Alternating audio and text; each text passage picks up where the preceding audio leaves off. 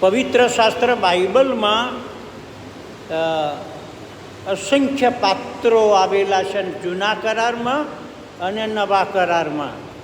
એમાંના કેટલાક પાત્રોની જે માહિતી છે તે લંબાણપૂર્વક આપવામાં આવેલી છે. દાખલા તરીકે દાઉદનું જીવન, સમુએલનું જીવન, પાઉલના સંબંધીનું જીવન, એમાં અસંખ્ય બાબતો લખવામાં આવી છે ને ઘણા પૃષ્ઠો ત્યાં આગળ રોકવામાં આવેલા છે. પણ એની સાથે સાથે નાના કેટલાક પાત્રો છે, એ ખરેખર નાના પાત્રો તો નથી જ પાછા, પણ એ જે પાત્રો છે એના માટે થોડીક જ કલમો, અને છતાંય એ થોડી કલમોમાં પડકારયુક્ત જીવન તમારી અને મારી પાસે આવે છે. અને એવું એક જીવન આપણને જૂના કરાર તરફ મળે છે, અને એના વિશે હિબ્રીઓનો જે લેખક છે એની નોંધ લે છે, અને જે શાહેદોની વાદળારૂપી જે ભીડ છે એમાં એનું નામ ઇન્ક્લુડ કરે છે. એટલું જ નહીં, પણ યહૂદાનો પત્ર એક જ પત્ર એક જ અધ્યાય છે, અને એની અંદર આ જે પાત્ર છે કે જે હનોકનું પાત્ર છે, એણે એના પોતાના સમયગાળાની અંદર જે કંઈ કર્યું તેના વિશેની માહિતી આપવામાં આવી છે. ઉત્પત્તિનું પુસ્તક 5મો અધ્યાય થોડીક કલમો, હિબ્રીઓનો પત્ર 11મો અધ્યાય થોડીક 4 કલમો, યહૂદાનો પત્ર એનો પહેલો જ અધ્યાય એક જ અધ્યાય છે, એની 2 કલમો. ટોટલ જો ગણીએ તો મને લાગે છે કે 10-12થી વધારે નથી થતી. પણ આ જે 12 કલમો છે, 13 કલમો છે, એની અંદર તમારે માટે અને મારે માટે બહુ પડકાર આવે છે. અને ભૂતકાળની અંદર આ હનોકના જીવન વિશે MS યુનિવર્સિટીના વિદ્યાર્થીઓ આગળ હું બોલ્યો, અને આ મારો જે સંદેશાનો આ જે ભાગ છે એ કોઈક મારા પાળક મિત્રની પાસે પહોંચી ગયો. એ તો પછી ડીસુ પણ બની ગયા, પણ એમણે વર્ષો પછી હું જે પેલું શાસ્ત્ર હું જોતો હતો કે મારો જે આજે મારો જે સંદેશો છે એની સ્ક્રિપ્ટ કઈ ગઈ. અને સાહેબે, એ મારા મિત્ર, એમણે લગભગ 10 વર્ષ પછી સ્ક્રિપ્ટ આપી જે મારા હાથથી લખવામાં આવેલી હતી. અને એમણે કહ્યું કે લગભગ 100 સંદેશા મેં આપ્યા છે, અને દરેક સંદેશા વખતે મેં તમને એકનોલેજ કર્યા, તમને એના માટે રિકમેન્ડ કર્યા, અને એ રીતે એમણે જણાવ્યું. એ તો પ્રભુના ઘરમાં અત્યારે છે, પ્રભુમાં ઊંઘી ગયા પ્રભુના સેવક, પણ મારા મિત્ર હતા, અને બહુ નિખાલસતાથી આ વાત કરી. હું જે કહેવા માગું છું તે એ કે બાઇબલની અંદર હનોકનું જે પુસ્તક, હનોકનું જીવન છે તે પડકાર આપે છે. અને હનોકના સંબંધી ઉત્પત્તિનું પુસ્તક, જો બાઇબલ હોય તો થોડું ખુલ્લા પણ રાખજો. હું વંચાઈશ નહીં, પણ તમે ખુલ્લું રાખજો, અને નોંધવા જેવું હોય તો નોંધી પણ લેજો. ઉત્પત્તિનું પુસ્તક 5મો અધ્યાય, અને ત્યાં આગળ જો તમે શરૂઆતથી જુઓ તો આદમની વંશાવળી વિશે લખ્યું છે. વંશાવળી ગમતી નથી હો કે લોકોને, કંટાળો લાગે છે ઘણાને. કાળુતાના પુસ્તકમાં વંશાવળી આવે છે, બીજા કેટલાક પુસ્તકમાં પણ આવે છે, લોકોને ગમતું નથી. પણ આ જે વંશાવળી છે એના મારફતે તો મોટો પડકાર મળે છે. અને મને હમણાં હું થોડાક વખત પહેલાં વાંચતો હતો, એક અન્ય ધર્મી વ્યક્તિ જે બદલાણ પામ્યા, એ વંશાવળીના લીધે બદલાણ પામ્યા. એમણે, એ મને લાગે છે પારક સાહેબે કહ્યું હોય એવું પણ મને ખ્યાલ છે, પણ એ વ્યક્તિએ જ્યારે આ બાઇબલની વાંચવાની શરૂઆત કરી, અને ત્યાં આગળ ઈસુ ખ્રિસ્તની વંશાવળી અને આદમથી માંડીને છેક સુધી 12 એટલે એ પ્રકારની વંશાવળી અને વાંચે ત્યાર પછી એમને ખ્યાલ આવ્યો કે આ જે ઈશ્વર છે બાઇબલના, એ તો જીવંત ઈશ્વર છે, અને એમણે એની બધારે સંશોધન કર્યું અને પ્રભુની પાસે તેઓ આવ્યા. તારણના અનુભવની અંદર તેઓ આવ્યા. અહીંયા આગળ જે 5મા અધ્યાયની અંદર જે વંશાવળી આવે છે આદમથી માંડીને કઈ સુધી આવે છે? હનોક સુધી આવે છે. પછી ચાલે છે તો ખરી પાછી, હો, પણ આપણે ત્યાં અટકી જઈશું. હો કે આદમની વંશાવળી આ પ્રમાણે છે. અને પછી ત્યાં એક આ વંશાવળી છે એને હું જૂના કરારની જેને શું કહેવાય, કબ્રસ્તાન કહું છું. આ જે 5મો અધ્યાય છે તે જૂના કરારનો એ કબ્રસ્તાન છે સાહેબો. હા, અને આ કબ્રસ્તાન અથવા દફન વિધિમાં શું થાય છે એના વિશે ત્યાં લખવામાં આવે છે, એની વિશે માહિતી આપવામાં આવે છે. અને તે કે એમનો જન્મ ક્યારે થયો, એમના મા બાપનું નામ શું છે, એમનો જન્મ થયો, કેટલા વર્ષો તેઓ જીવ્યા, એમના દીકરાને દીકરીઓ થયા, અને પછી તેઓ મરણ પામ્યા.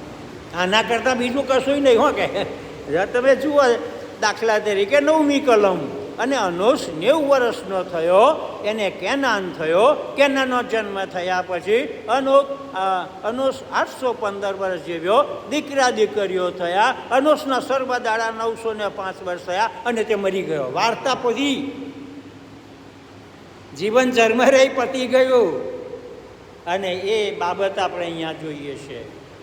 પણ આ જે વાર્તા ચાલે છે, આ જે વંશાવળી ચાલે છે, આ જે જીવનની જે ઘટમાળ ચાલે છે, એની અંદર ઉત્પત્તિના પુસ્તકની અંદર પવિત્ર આત્માના લેખક છે. હો, અને આ શરૂઆતના 5 પુસ્તકો મૂસા દ્વારા પવિત્ર આત્માએ લખેલા છે, જેને પંચગ્રંથ કહેવામાં આવે છે. અને એના વિશે આપણે 18મી કલમ આગળ આવીએ છીએ ત્યારે જે સ્ટીરિયોટાઇપનું જે લખાણ છે ને એમાં ફેરફાર લાગે છે. પછી લખાણ બદલાઈ જાય છે અને ત્યાં લખે છે, અને યારેદ 162 વર્ષનો થયો અને તેને હનોક થયો. હનોકનો જન્મ થયા પછી યારેદ 800 વર્ષ જીવ્યો, દીકરા દીકરીઓ થયા. યારેદના સર્વદાડા 962 વર્ષ હતા, તે મરી ગયો. અને પછી જે આવે છે એ આપણને તરખાટ મચાવી દે એવું લખાણ છે. અને હનોક 65 વર્ષનો થયો ત્યારે તેને મથુસેલાહ થયો. અને મથુસેલાહનો જન્મ થયા પછી હનોક 300 વર્ષ દેવની સંગાથે ચાલ્યો. Hallelujah, hallelujah. ભાઈ 300 વર્ષ સુધી હનોક ઈશ્વરની સંગાતે ચાલ્યો ને તેને દીકરા દીકરીઓ થયા. અને હનોકના સર્વ દાડા 365 હતા. 24મી કલમ બહુ અજાયબ કલમ છે, અને ત્યાં લખ્યું છે, અને હનોક મરી ના ગયો. હનોક દેવની સંગાતે ચાલ્યો અને તે અલોપ થઈ ગયો, ડિસએપિયર્ડ, કેમ કે ઈશ્વરે તેને લઈ લીધો હતો. વન્ડરફુલ. બાઇબલની અંદર શરૂઆતના તબક્કાની અંદર આ એક હનોકનું પાત્ર તમારી અને મારી પાસે આવે છે. જે પહેલું એક પાત્ર આવે છે એ તો આદમ અને હવાનો જે દીકરો છે, કાઈને એને મારી નાખ્યો, હાબેલ. અને હાબેલના સંબંધી પણ જે હેબ્રીઓના પત્રનો લેખક એની જે શાહેદોની વાદળારૂપી ભીડ છે એમાં એનો પ્રથમ ઉલ્લેખ કરે છે.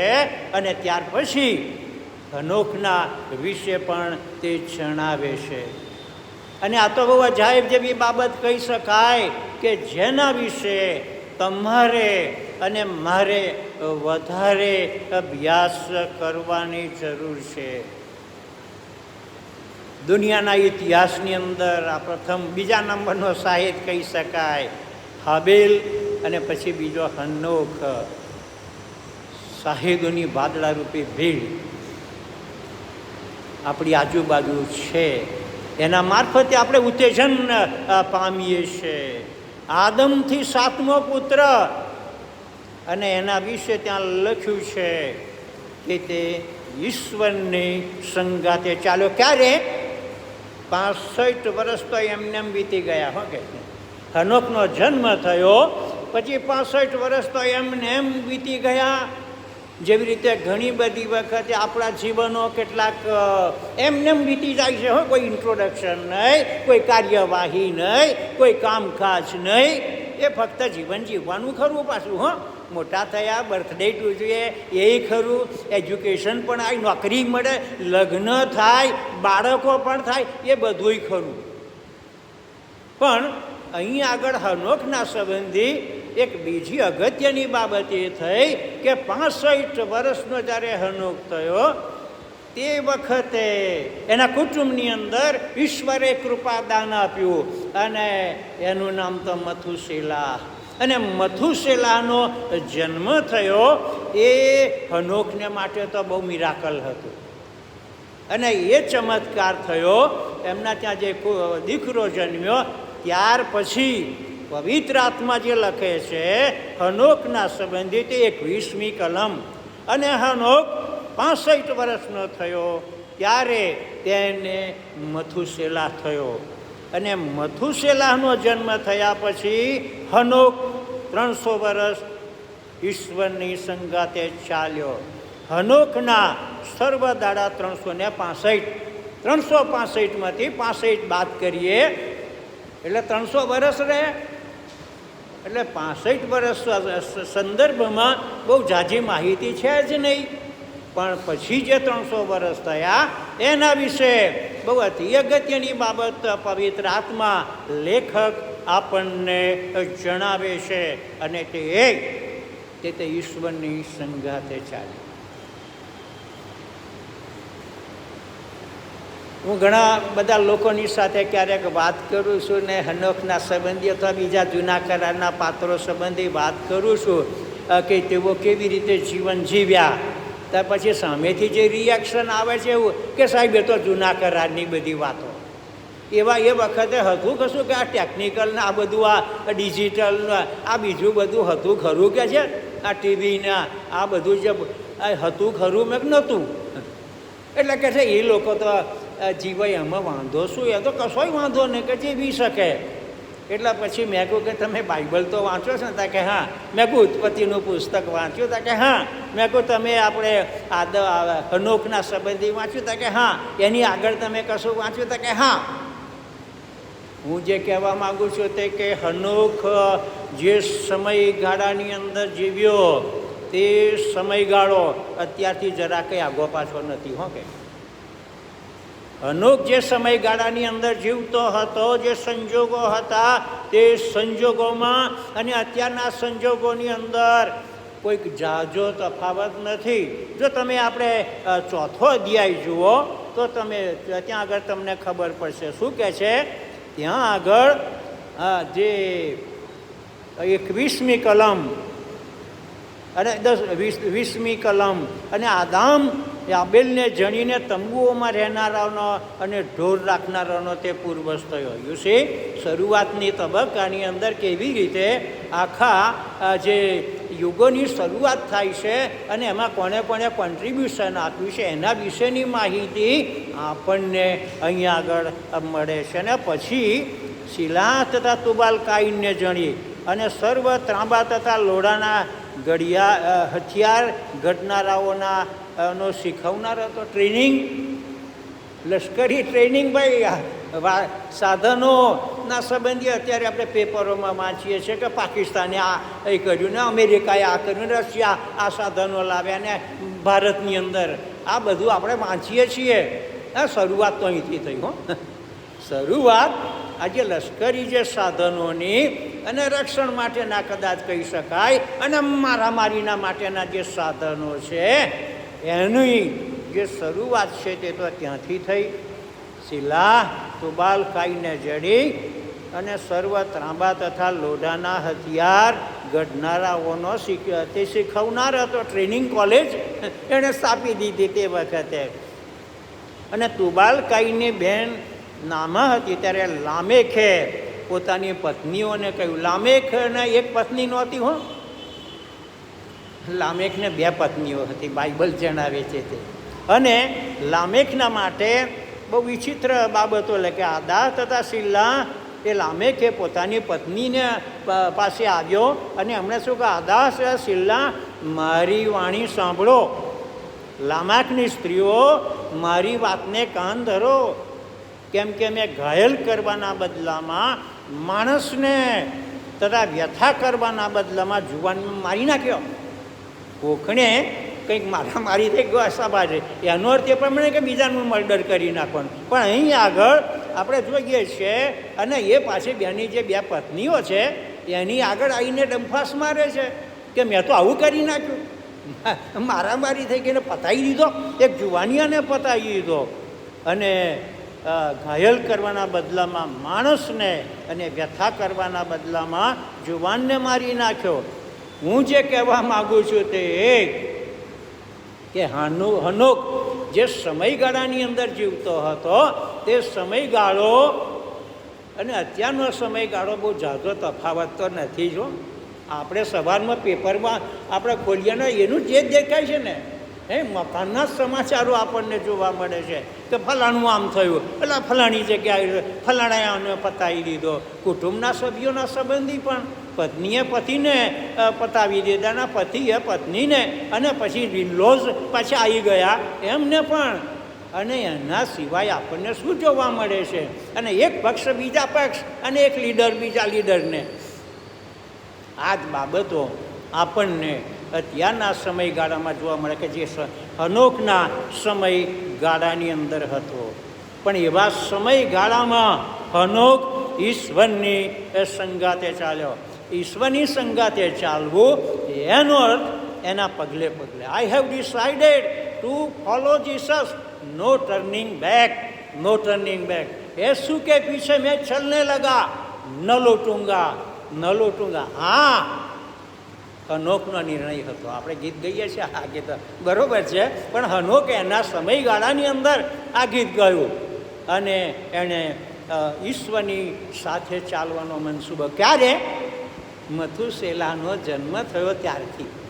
મથુસેલાનો જે જન્મ થયો એ તો આ કુટુંબને માટે આશીર્વાદનો સમય, અને આશીર્વાદનો સમય આવ્યો ત્યારે એણે પ્રભુની પાસે ચાલવાની શરૂઆત. આપણા જીવનની અંદર ઘણા બધા આશીર્વાદના સમયો આવે છે, નહીં કે? પરીક્ષાની અંદર આપણે સફળતા મેળવી છે, ડિસ્ટિંક્શન કદાચ આપણે મેળવ્યું છે, આગળ આવ્યા છીએ, અને પછી આપણને નોકરીની તકો પણ મળે, આશીર્વાદના સમયો. પછી આપણને આપણે લગ્ન ગ્રંથિથી જોડાઈએ, આશીર્વાદ કહેવાય. આપણને જીવન સંગીની મળે, જીવન સાથી મળે, આશીર્વાદના સમય. થોડા સમય પછી આપણના કુટુંબની અંદર દીકરા કે દીકરીઓના કૃપાદાન પડે, એ આશીર્વાદના સમયો. અને પછી આપણે મોટા થતા જઈએ અને 50 કે 60 વર્ષ વટાવતા જઈએ, અને આપણા દીકરા કે દીકરી તેઓ પણ મોટા થાય, એમના પણ લગ્નો થાય, અને એમના પણ દીકરા દીકરીઓ થાય, અને હવે તો આપણે દાદા અને દાદી પણ બની જઈએ. આ શું છે? બધું આશીર્વાદના સમયો. અને હું જે કહેવા માગું છું તે એ કે આશીર્વાદના જે સમયો આવે છે આપણા જીવનની અંદર, એ વખતે આપણે શું કર્યું? આપણે શું કર્યું? ઈશ્વરના સંબંધીનો કોઈ નિર્ણય લીધો ખરો કે પ્રભુ તમે અમારે માટે આ કર્યું છે, એના બદલામાં અમે અમારું જીવન તમને સોંપીએ છીએ? હનોખે તો કર્યું. મથુસેલાના જન્મ વખતે એણે કહ્યું કે પ્રભુ, આ મથુસેલા જે તમે અમારા કુટુંબની અંદર આપ્યો એને માટે પ્રભુ હું તમારો આભાર માનું છું, અને મારું જે જીવન છે એ તે તમને હું સોંપું છું. ડિસિઝન ક્યારે? એ જન્મ વખતે. અને આપણા કુટુંબોની અંદર જે આશીર્વાદો આપણને ઈશ્વર આપે છે, ગીતો તો ગઈએ છે, આશીર્વાદો ઘણા મળ્યા છે. Count your blessings, name them one by one. અને એ તો ખરું આશીર્વાદો મળે છે, પછી કર્યું શું આપણે? જે આશીર્વાદો મળ્યા એના રિસ્પોન્સની અંદર, એના પ્રત્યુત્તરની અંદર આપણે શું કર્યું? એ બહુ અતિ અગત્યની વાત છે. અને એટલા માટે ગીતશાસ્ત્ર 32મો અધ્યાય 8મી ને 9મી કલમ તમે નોંધી લેશો. અને ત્યાં લખ્યું છે ત્યાં ગીત કરતા જાણે કે ઈશ્વરમાં કે કયે માર્ગે ચાલવું તે હું તને શીખવીશ, પ્રભુ કહે છે કયે માર્ગે ચાલવું તે હું તને શીખવીશ અને બતાવીશ, મારી નજર તારા પર રાખીશ, હું તને બોધ આપીશ. અને પછી 9મી કલમ પાછી આવે છે, ઘોડા તથા ખચ્ચર જેને કંઈ સમજણ નથી, જેને કબજે રાખવાને ચોકડા તથા લગામની જરૂર છે, નહીં તો તેઓ તારી પાસે આવે નહીં. તેમના જેવો તું ના થા. કોના જેવો ના થા? ખચ્ચરના જેવો ના થા. અને બીજો કાના જેવો? ઘોડા જેવો ના થાય. હવે ખચ્ચર એ ગધેડાનું ઓલાદ છે. ગધેડામાંથી આ ખચ્ચર એ ઓરિજિનલ એમાંથી આવે છે ખચ્ચર. અને આ ખચ્ચર એ ગધેડાનું પ્રાણી છે. અને ગધેડાને એનો માલિક ડફણા મારે તો જ આગળ ચાલે. ગધેડાને એટલે ખચ્ચરને એનો માલિક ડફણા મારે ને તો જ ચાલે. અને જો ના મારે તો પાછો જ અટેન્શન પોઝિશનમાં ઊભો રહે, એટલે પછી ફરીથી ડફણા મારે. ઘણી બધી વખતે ખ્રિસ્તી જીવનની અંદર આપણે ચાલીએ છીએ, પાછા બ્રેક આવે છે કે વચ્ચે શું છે? દેમાસનું બજાર આવી જાય છે, ડીમાર્ટ આવી જાય છે, અને ત્યાં ખરીદવા જઈએ, આ ખરીદીએ અને પેલું ખરીદીએ, અને પૈસા ખૂટી પડે તો પછી ક્રેડિટ કાર્ડ, અને થોડા વખત પછી નોટિસ આવે ત્યારે ખબર પડે ખલા ભાઈ આ તો ઇન્ટરેસ્ટ તો આટલો બધું આ કરો ને.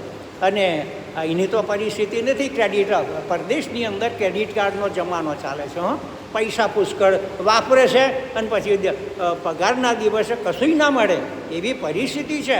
હું જે કહેવા માગું છું ત્યાં આજે દેમાસના સંબંધી પાઉલ કહે છે કે દેમાસે હાલના જગત ઉપર પ્રેમ કરીને ચાલ્યો ગયો. સાથે સાથે ચાલતા હતા પાઉલ અને દેમાસ, અને વચ્ચે પેલું બજાર આવ્યું, પ્રલોભનનું બજાર, પરીક્ષણનું બજાર, ખરીદીનું બજાર. અને દેમાસ અહીં દાખલ મારવા અહીં જોયું, અને પછી પાઉલનો જે હાથખરો છોડી દીધો, અને પાઉલ આગળ ચાલો, દેમાસ ભાઈ રહી ગયા પાછળ. અને પાઉલે એની નોંધ કરી છે. અને ઘણી બધી વખતે વિશ્વાસના જીવનની અંદર આપણે દેમાસના બજારની અંદર જતા રહીએ છીએ, પ્રલોભનની જગ્યાઓની અંદર જતા રહીએ છીએ.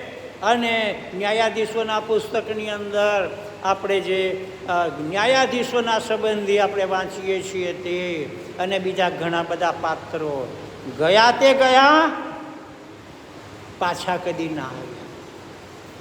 અને એવા બાબતો છે. અને એટલા માટે ગીતકર્તાની અંદર જે લખ્યું છે કે આ જે ખચ્ચર છે એના જેવો ના થઈશ, નહીં તો પછી શું કરવું પડશે? મારવો પડશે.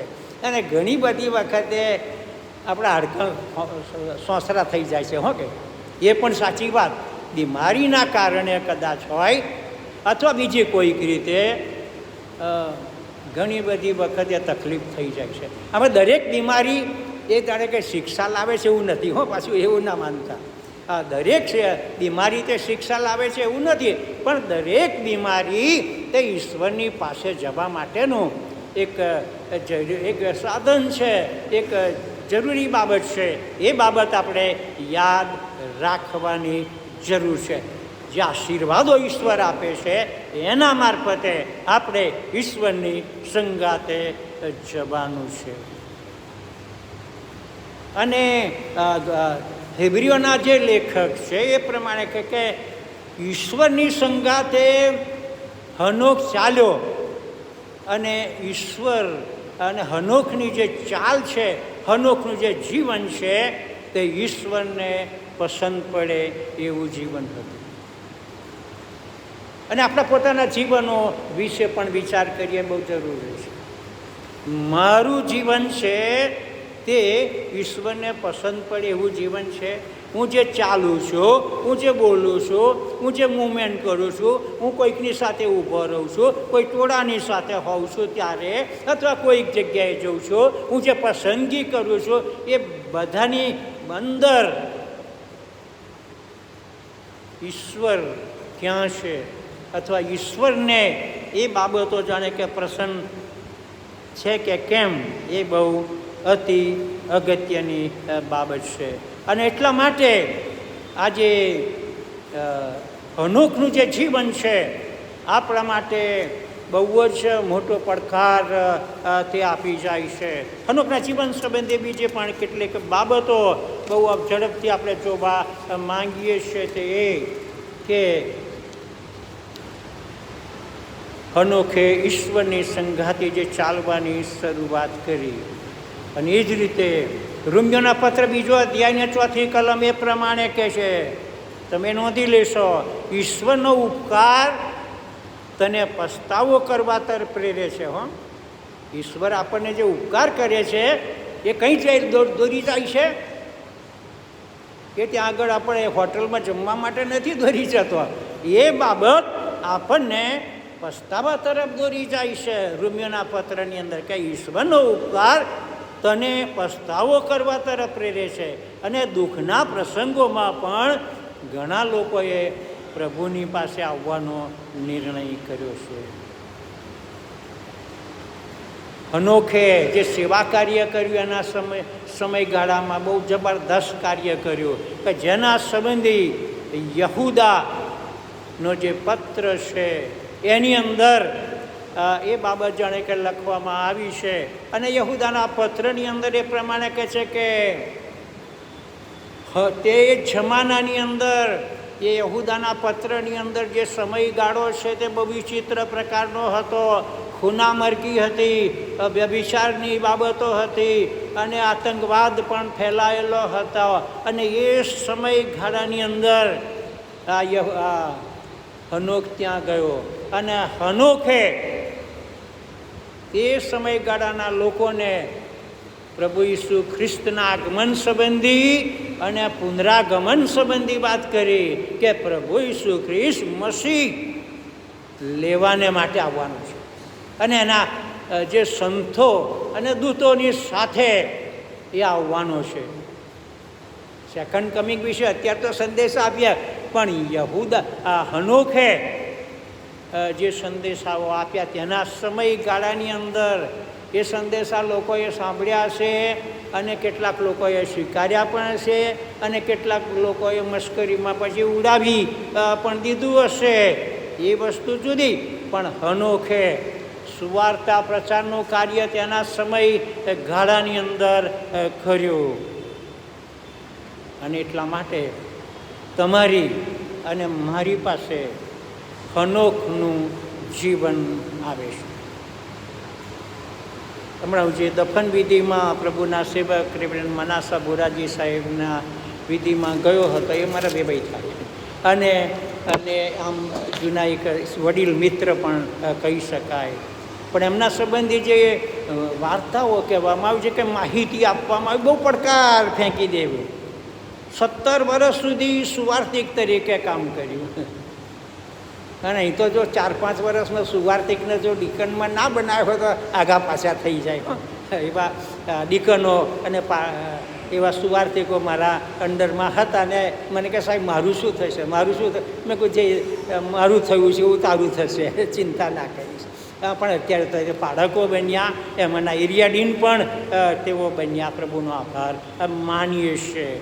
પણ હનોખ ઈશ્વરની સંગાથે એણે ચાલવાની શરૂઆત કરી, અને તે નિયમિત રીતે ચાલે. આગળ નહીં અને પાછળ નહીં. જો આગળ ચાલે તો પછી પેલા ઘોડાના સંબંધીની વાત કહી કે એને લગામ ઈશ્વર લાગે છે. બહુ આગળ ચાલીએ તો પછી લગામ આવે છે. ઓકે, કે જેથી કરીને આપણે અટકી જઈએ. અને પિતર સાહેબે સંદેશો આપ્યો તો, મને લાગે છે પિતરના વિશે ગયા રવિવારે પણ એમણે થોડી આછી ઝલક આપી હતી. અને પિતર બહુ ઉતાવળિયો હતો ને, એટલા માટે પ્રભુએ એને બ્રેક મારી દીધી, લગામ ખેંચી નાખીને. અને એવી લગામો ઘણી બધી વખતે પ્રભુએ મને મારી છે. ઓકે, અને કદાચ તમને પણ કદાચ એવું હોય. એટલે બહુ પ્રભુથી આગળ નહીં જવાનું, અને પ્રભુથી બહુ પાછળ નહીં જવાનું. પ્રભુની સાથે સાથે સંગાથે ચાલવાનું છે. અને મેં નક્કી તો કરી જ નાખ્યું છે કે 30 મિનિટથી વધારે નહીં બોલવાનું. અને 29 મિનિટ અને 35 સેકન્ડ થાય છે. 30 મિનિટમાં હું પૂરું કરીશ. પ્રભુનો આભાર માનું છે. તમે બહુ જ એકીટ છે, મને સાંભળ્યો એને માટે તમારો આભાર માનું છું. આજે નિર્ણય કરો, અનોખનું જીવન તમને અને મને પડકાર આપે છે. I have decided to follow Jesus, no turning back, no turning. પ્રાર્થના કરીએ, આંખો બંધ કરીએ, મસ્તકો નમાવીએ.